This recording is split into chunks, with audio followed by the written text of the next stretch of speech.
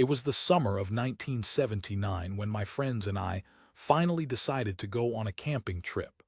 My buddy, Ryan, who's been my closest friend since high school, had been griping about his job for weeks. He was stuck behind a desk at an insurance company that just drained his energy. And Joey, another mutual friend of ours, and I weren't exactly living the dream either. I was bouncing between temp jobs that barely paid the bills, and Joey worked in a warehouse, hauling boxes for minimum wage. We all felt the need to get away from the grind, anything to shake off the monotony of work and hangouts. But none of us had enough cash for jetting off to the Bahamas or taking an extended road trip, so camping it was. After chatting about it, we settled on Harold Parker State Forest as our destination.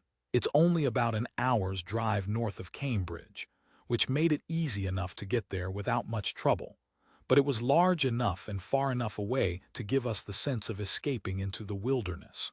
And when I say it's big, I mean seriously massive, over 3,000 acres of towering pines and oaks that take around 6 or 7 hours to walk across if you were just cruising on a good day. We knew the place pretty well because we'd done a day trip there a few years back. So we figured 3 nights in early fall would be perfect before it got too cold and the weather turned nasty. We started planning in more detail as the date approached, digging into our resources to keep costs down. My old blue hatch-becrusted and barely passing inspection was slated for the trip, since it was the only vehicle we had that could handle the trip. Ryan managed to find his dad's ancient 2-man tent from the garage. It was still in decent shape, just a few patched holes here and there. Since it only fit 2, Joey brought along his own tiny 1-person tent he bought for cheap at an Army-Navy store, just to be safe. We split everything: the gear, sleeping bags, a cooler, some nice cooking supplies, and Joey threw in a fishing rod just for good measure. I picked up a couple of tarps in case it rained, while Ryan managed to snag a map of the park, an old foldable pamphlet they still handed out at the Welcome Center. Once all that was set, we figured we were ready.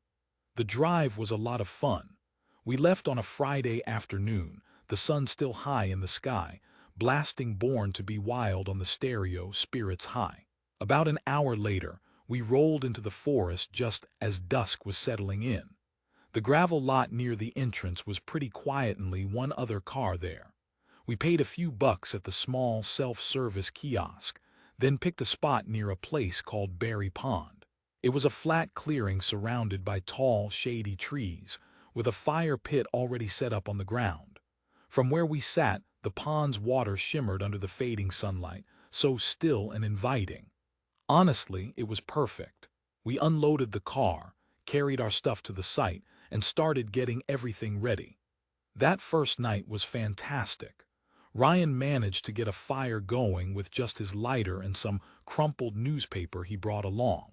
We cooked hot dogs over the flames, skewered on sticks, and heated canned baked beans in a dented pot I found in my mom's basement. Nothing fancy, but out there, it tasted incredible. After eating, we cracked open some beers and sat on a log we dragged over, just soaking in the glow of the fire. I found myself staring into the flickering flames, feeling every bit of stress melt away, thinking, this is exactly what I needed. The next day, we decided to do some exploring. We chose a trail about 3 miles around the pond, leading us to an overlook with a view that was worth every step. The trail was narrow, the woods alive with rustling leaves, squirrels darting through the underbrush, birds chirping pure peace. The view from the top was breathtaking, with the forest stretching out endlessly under the bright morning sun. We kicked back, munching trail mix, and just took it all in. It was so quiet, so untouched, yet we felt totally safe, like we belonged there. But we weren't to know that this peaceful feeling was about to be shattered. On Sunday, we tackled a longer trail, more challenging and pretty exhausted. We made it back to camp in the late afternoon. Mark, Ryan's brother, took a nap in the tent while I gathered more wood for the fire. As the sun dipped below the treetops, we ate a simple meal, knowing we had to sleep early. Joey's little tent was nearby as a dark lump in the shadows, so we zipped ours up tight. Mark was already snoring by the time I crawled into my sleeping bag. The woods around us grew eerily quiet, just the occasional animal sound, and soon I drifted off. That night, I woke up cold and uneasy. The tent felt wrong, damp, chilly, unnatural. I fumbled for my flashlight, flicked it on, and saw that the tent flap was unzipped. I sat up and flashed the light around. Mark's sleeping bag was empty, his boots gone, but his jacket was still crumpled in the corner. My watch read just after 4:30 a.m., so I assumed he'd just gone to take a leak. Relaxing, I lay back down, waiting for him to come back any second. I stayed quiet for a minute, then another, but there was only silence, no footsteps, no whistling, no sound at all. I sat up again, flashlight in hand, peering outside. The darkness outside seemed to swallow the beam. I moved the light every way, looking for Mark, but it was like he vanished into nothing. I started to feel silly, like maybe I'd just gone overboard and freaked myself out over nothing. I thought he's probably just relieving himself, and I figured I'd see him coming back any moment. But then another part of my mind whispered, what if he's really in trouble? I got out of the tent, stood there in the dark, shining my flashlight all over the spot where Mark should be. Nothing.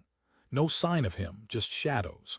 I called his name softly, then again louder, moving through the trees, shining the light into the night. Still nothing.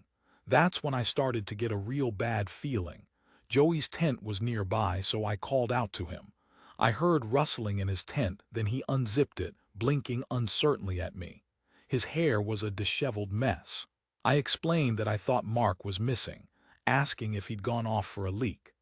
Joey looked bewildered, and after a little back and forth, he finally convinced himself nothing was wrong, so he put on his boots and jacket, then started searching. We split up, walking in different directions, calling out Mark's name, flashlights cutting through the darkness. The forest was dense and quiet. The only sounds were our footsteps and the rustling leaves.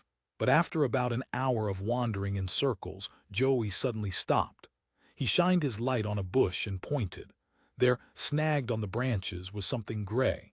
I aimed my flashlight and my stomach sank. Hanging from the thorns was Mark's hated blue baseball cap, one he'd worn the whole trip. We froze for a second. Then Joey broke the silence, saying it didn't make sense. We kept moving, calling for Mark, our voices echoing through the woods. About 50 yards ahead, we spotted his socks, both of them discarded like he'd just peeled them off in a hurry.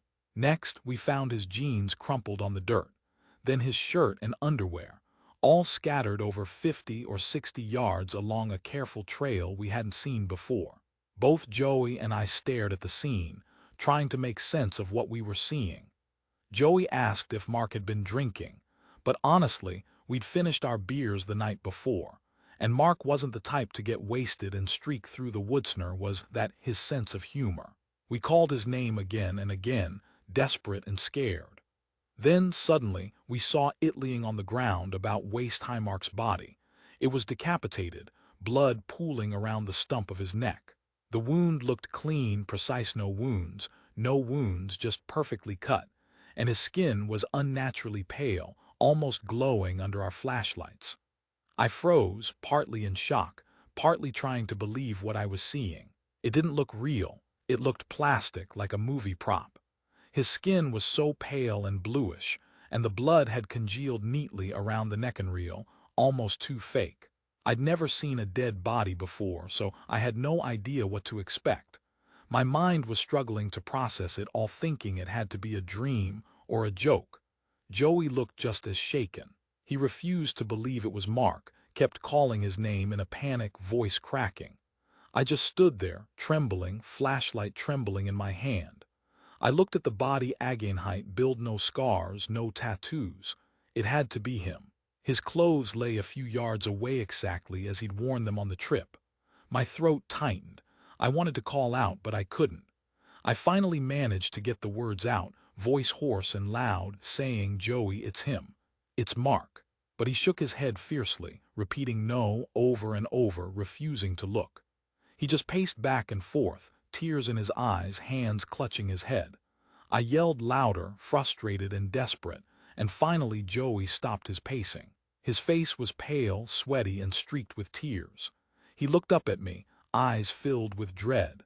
I pushed louder and angrier, trembling, asking again what the hell was going on. His voice was hoarse as he mumbled, "I don't know." I pressed harder, asking if he'd eaten anything strange.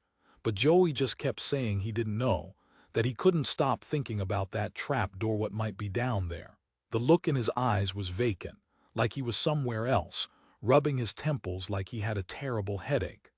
I crouched beside him, feeling adrenaline fade, and asked if he was okay to keep going.